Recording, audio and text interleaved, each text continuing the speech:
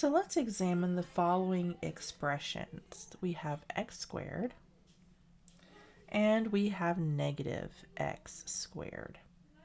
In the expression x squared, if we substitute in negative 2 for x squared, we must square negative 2. In algebra, this means that it looks like this, right? But if we insert that into the second expression, we have to keep this negative sign on the outside of the x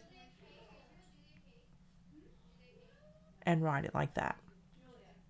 And the reason for that is because the exponent is attached to the value of x. It is not attached to this negative sign. We discussed this previously, not too many lessons ago.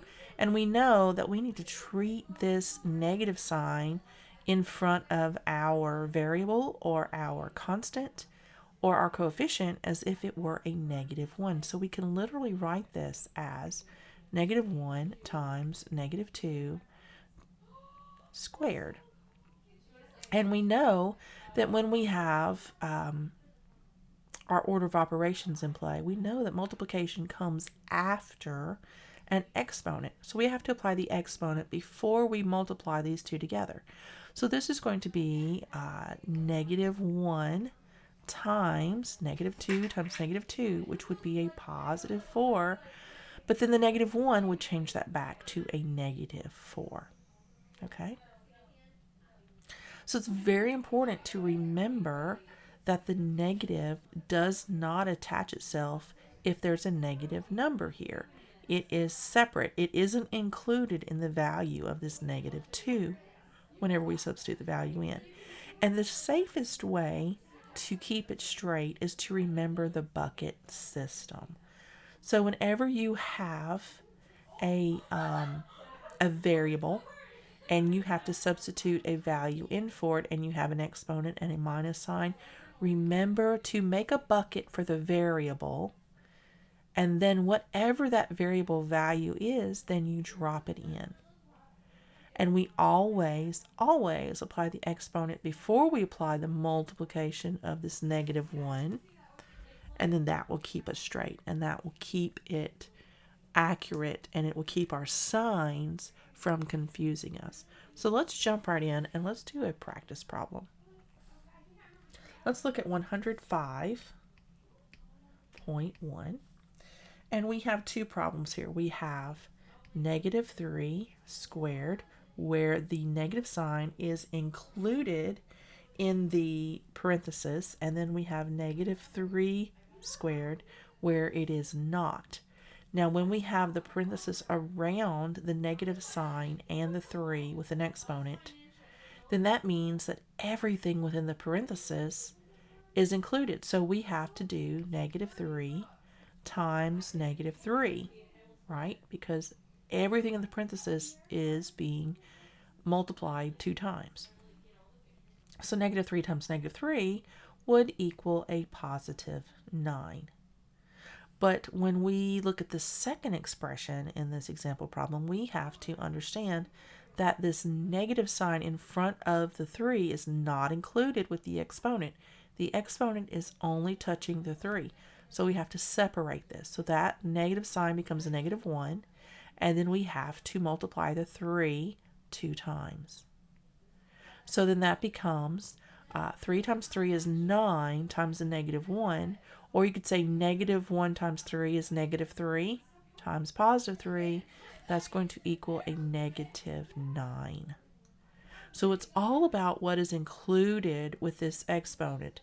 If you do not have parentheses around everything, then everything is not included. It's just the number that it's next to. So let's try 105.2 and see how it works for that one.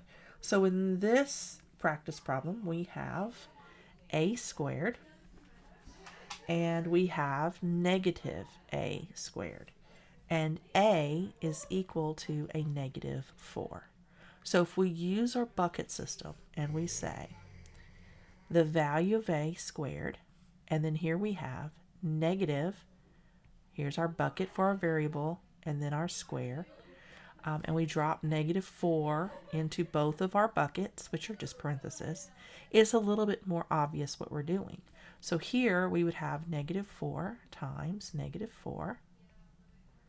And here we would have -1 times -4 times -4, because the -4 is applied to the exponent.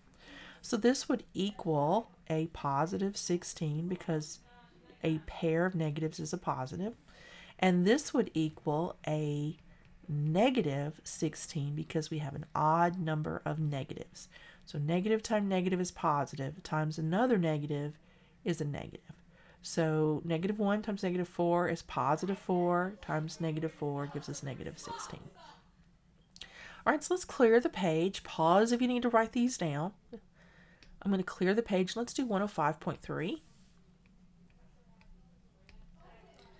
And we're going to evaluate a squared minus ab squared minus b squared. And a is equal to -2 and b is equal to -3. So we're going to use the bucket system again because it makes the most sense. We're going to drop in our a, put our exponent on the outside, minus, we have two buckets here for a and b, and then we have another bucket for b right here. All right, so now we're going to drop in our values for a. We have a -2 and a -2, and then we have a -3 and a -3. So now we're going to turn around and we're going to apply the minus sign as a -1. So we have -2 squared plus a -1 times -2. And now this -3 is squared plus -1 times -3 squared. That's what we're actually doing in this problem with these minus signs. We're just asking for the opposite. We're multiplying it times -1. So let's go ahead and write it out. So we have -2 times -2 plus -1 times -2 times -3 times -3 because the -3 was squared plus -1 times -3 times -3. Now everything has been written out and now we can do the multiplication straight. So -2 times -2 is a +4. Bring down the operation. -1 times -2 is a +2. +2 times -3 is going to be a -6. And a -6 times a -3 is a +18. So you can see when we have an even number, we have two pairs here, we have an even number of negatives, the answer is a positive. We bring down the next operation and we have 1 times a -3, that's going to be a +3, times a -3, it's going to be a -9. So we can combine these two numbers because they have the same sign. So that's addition, and they'll keep that sign. So that is going to be 22. And this is the opposite sign. This is positive, this is negative. So because they're different signs, we're going to subtract the smaller number from the larger and keep the same sign as the larger number. So that is going to be 13 is the answer. And we keep the sign of the larger number because it is positive, so it's a +13. We don't keep the sign because it's positive. We keep the sign because it's the larger number. It just happens to be positive. So that's why we have a +13 as our answer. All right, so that is everything we have for lesson 105. If you have any questions, please feel free to contact me. Use the bucket system. It works. It helps you to see and use the parentheses. Sort those minuses out into -1s times the number, and you're going to see much more clearly what has to happen in your problem. And I will see you in lesson 106.